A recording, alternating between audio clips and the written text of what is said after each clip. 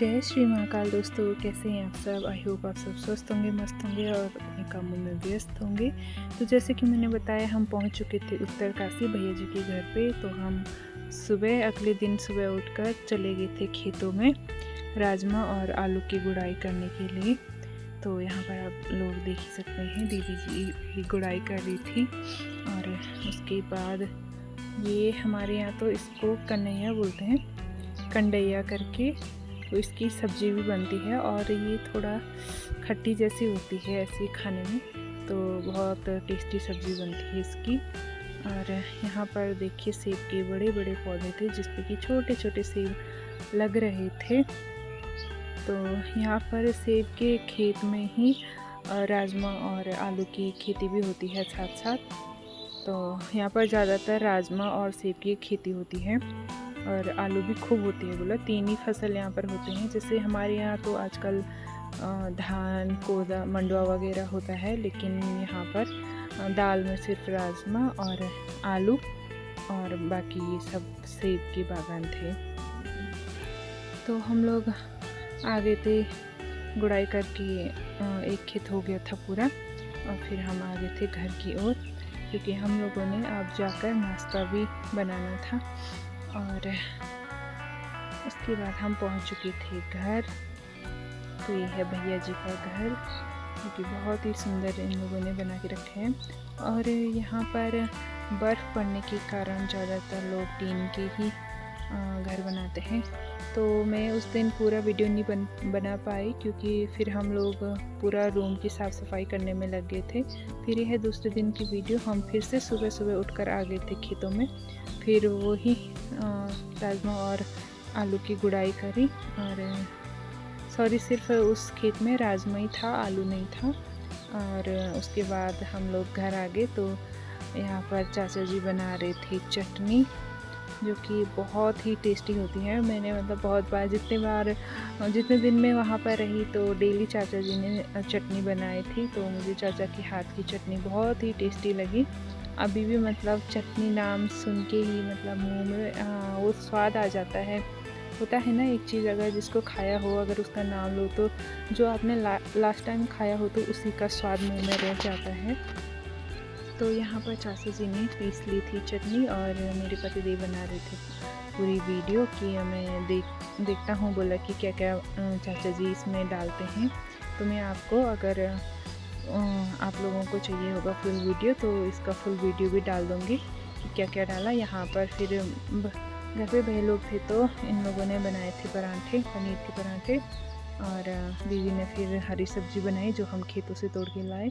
और साथ में थी चटनी, चाचा की बनी हुई चटनी और छाछ। उसके बाद बारिश हो गई थी शुरू। और आप देख ही सकते हैं पहाड़ों में, जैसे गांव में बारिश आ रही, तो पहाड़ों पे हल्के हल्के बर्फ़ गिरनी शुरू हो जा रही थी। और ये है यहाँ का व्यू। और दिन में ही बारिश शुरू हो गई थी। तो हम लोगों ने फिर नाश्ता वगैरह किया, बर्तन वर्तन धोए। और फिर शाम के टाइम, शाम से पहले दिन में ही अंकल जी लोग भी पहुंच गए थे, जो कि बड़े भैया के घर पे थे ज्ञानसू में। तो यहाँ पर देखिए बर्फ़ पड़ रही है और इस चोटी पे भी बर्फ़ पड़ रही। जैसे हल्की बारिश हो रही थी जून में गांव में, तो बर्फ़ पड़ जा रही थी। और बहुत ही सुंदर लग रहा था। इतना क्लियर तो नहीं आ रहा वीडियो में, लेकिन बहुत ही सुंदर लग रहा था। इतनी ऊंची ऊंची पहाड़ियाँ और फिर उन पे बर्फ़ गिर रही है। और ये था पूरे गांव का व्यू। तो यहाँ पर दीदी के बागान में मैंने और दीदी ने लगाए थे गोभी। और अंकल जी उसको देख रहे थे कि यहाँ पर क्या क्या है, क्या क्या चीज़ें लगाई हैं, क्योंकि काफ़ी टाइम बाद वो भी गांव में आए। तो उसके बाद हम लोग चले गए भैया जी के ऊपर वाले घर में देखने के लिए। इसी घर के ऊपर एक फ्लोर और बना हुआ था, जो कि पूरा लकड़ी का था। नीचे भी तख्ता और ऊपर भी, साइड में भी, सब जगह तख्ते, सब लकड़ी का ही बना हुआ रूम था।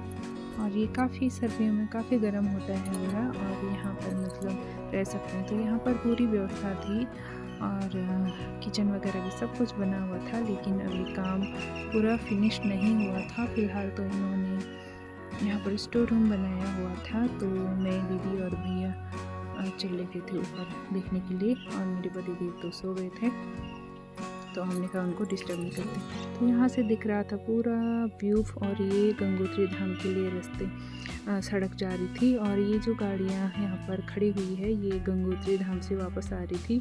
तो जैसे कि मैंने आपको पिछले वीडियो में बताया कि रोड पतली होने के कारण एक ही बार में एक साइड की गाड़ियाँ भेजी जा रही थी, तो जगह जगह पर ऐसे ही जाम लग रहा था। और ऊपर पहाड़ियों पर बर्फ़ गिर रही थी हल्की हल्की। देखिए ना कितने लंबे लंबे पहाड़ है यहाँ पर, तो काफ़ी दूर तक जाम लगा हुआ था रोड पतले होने के कारण, और बारिश भी पड़ रही थी, तो मतलब एकदम ठंडा सा हो रखा था यहाँ का मौसम। हम लोग तो स्वेटर ही पहन रहे थे जून में, जबकि जून में कितनी गर्मी हो रही थी देहरादून साइड में। तो यहाँ पर ये था किसी का गौशाला और ये किसी का घर, तो ज़्यादातर यहाँ पर टीन के ही छत डले हुए हैं। ऊपर हमारे यहाँ तो पत्थर और अब तो पक्के घर बन रहे हैं, लेकिन यहाँ पर बर्फ़ पड़ने के कारण सभी लोगों ने टीन की छत बनाए हुए थे।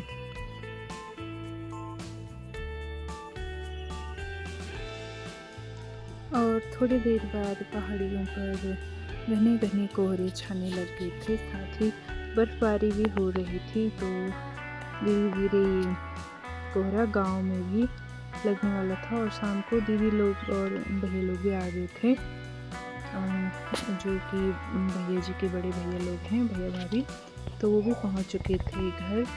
तो ये था शाम का समय, और शाम को पूरा यहाँ पर कोहरा लग गया था, तो भैया लोग भी आकर देख रहे थे खेतों में क्या लगाया है करके। और ये है यहाँ का बड़ा सा मंदिर, बहुत ही खूबसूरत है। और शाम का समय था तो बर्फ़बारी भी हो रही थी और कोहरा भी लग गया था, एकदम घना वाला कोहरा, जो कि धीरे धीरे पूरे गांव में लग रहा था। और सामने आपको जो घर दिखाई दे रहे हैं वो है जसपुर बैंड के, और ये है जसपुर। तो यहाँ पर थे भैया भाभी, चाचा जी, दीदी और भैया और उनके बेटे ऊपर में। तो ये था शाम का समय, जो कि मेरे पति देव गए थे मंदिर के प्रांगण में। तो मेरे पति देव ने यहाँ से पूरे गांव का अच्छा व्यू दिखाई देता है, तो पूरा व्यू लिया, और बहुत ही सुंदर गांव यहाँ का है, और उतना ही सुंदर है यहाँ का ये बड़ा सा मंदिर। तो मैं अपनी वीडियो की समाप्ति यहीं पर करती हूँ। आई होप आप लोगों को वीडियो पसंद आई हो। मैं मिलती हूँ आपको नेक्स्ट वीडियो में, जो कि रहेगी हमारी हर्षिल वाली वीडियो।